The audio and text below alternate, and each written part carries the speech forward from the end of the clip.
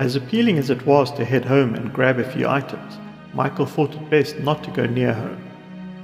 Instead, he gave a friend of his, Josh, a call and informed him that he had to go away for a little while and asked if he'd keep an eye on the place for him. He told him where to find the spare key, and Josh was quite happy to oblige.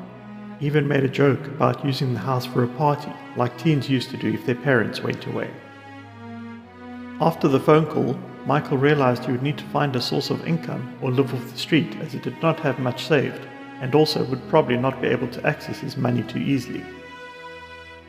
He went to an ATM and withdrew as much as he was able to, and decided to make his way to the city in order to catch a train as far away as his money would allow.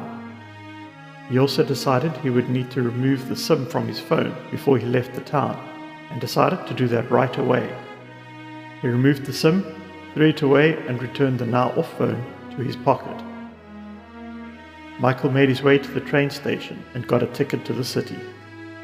It wasn't a long wait on the train station, as the train arrived almost perfectly on time.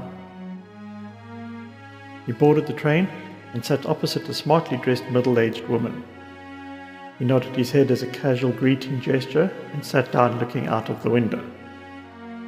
He closed his eyes and pretended to fall asleep, but was actually focusing on what he could hear around him. He tried to filter out the background noises and focus on any voices he could hear, but gave up after a few minutes as he was having no success. He opened his eyes, readjusted his position, and resumed looking out the window for the remainder of the trip. Once he left the train, he kept his face down and made his way to the ticket office. The station was relatively busy, which was not unusual as far as he could recall from the odd trip he had taken into the city.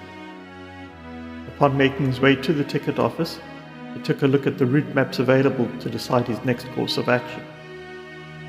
After spending what felt like quite a while, but was actually only a couple of minutes, Michael had two options.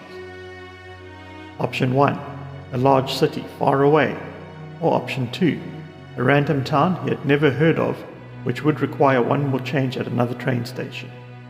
Vote now.